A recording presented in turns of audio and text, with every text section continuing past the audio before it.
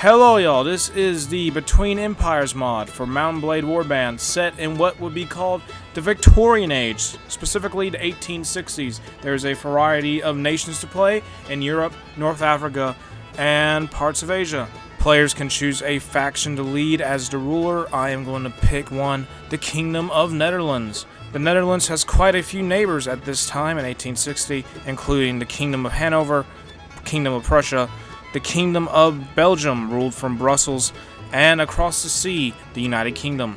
I start with a 50-man army, but I'm going to fill it up with the garrison from Amsterdam, consisting of light infantry, recruits, some cavalry, and more experienced infantry. Arriving to the capital, I need to talk to my Secretary of State to prepare for a war with a foreign power by acquiring a casus belli. There are a lot of choices to choose from, but we're going to go after the Kingdom of Belgium for their Belgian waffles and Brussels sprouts, and definitely not what happened in 1830.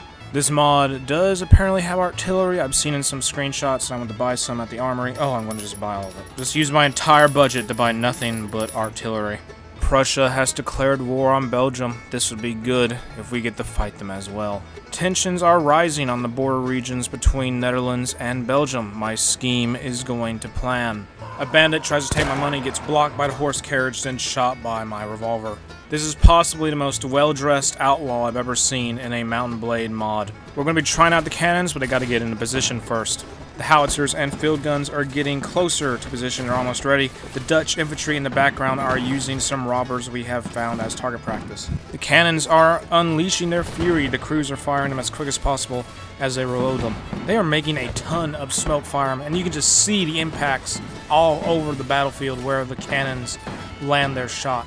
I have found the military technology tab. This mod does have this system where you can research technologies depending on the year. It does cost money, but the effects are it will increase the chances of your soldiers not dying, for example, or buff them in general, make them maybe do more damage. Some big news, the French Empire joins Belgium to fight against the Prussians in their war. We are going to need an ally to fight against the Belgians, so who's better than Prussia, who's already at war against them? It will cost 4,200 pounds to do it, but it will be worth it. More border tension between the Netherlands and Belgium, but this will give us our casus belli to declare war to stop this upheaval. The war begins with a bang. We cross the border. The Dutch commanders begin raiding a Belgian village, and they are aided by a Prussian field marshal. I consolidated the rest of the Dutch forces. We will be besieging the Belgian city of Brussels.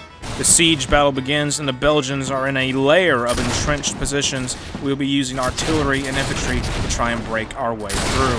I call for the whole army to charge, and they oblige, except for the artillery, which will be used as long-range support. We will be hitting the Belgian line soon. The entire charging horde has been set to use bayonet melee only, so they can get up close and personal with the enemy. The battle has had a strange development. That is, either Dutch courage has run dry, or the other option is this is a group session of Utwine I have not been invited to. The siege was abandoned due to too many losses, but we do rescue a bunch of prisoners from a Belgian army defeated in battle, and we do acquire some Prussians and more Dutch soldiers. Another city is besieged, learning from our mistakes at Brussels. The Belgian defenders will be leveled by a barrage of howitzers and field guns before we get in closer. Putting our tactics to the test, we charge after a lengthy bombardment and are greeted by artillery craters and an empty trench. The first layer falls to the Dutch advance, but we do have to now take the second and third, which is straight ahead of us. This will be a Dutch victory unless the infantry decide to retreat again, and they do. The siege of Prague ends half-heartedly. The garrison was basically destroyed, but our army itself was also more or less destroyed. But if we attack it again, we should be able to win. Stay away, please, Mr. French General. Our army is not enough to fight you. We're going to have to sacrifice a few men to get away from this enemy force. At least it was only 15 soldiers. Escaping that quagmire, we do take Prague, and we'll be giving it to General Antoine to be nice. It isn't Brussels, but it's better than nothing. After that Dutch victory, I will end the video here. If you like the mod, try it out. Links in the description. If you enjoyed the video, make sure to like and subscribe and turn on notifications.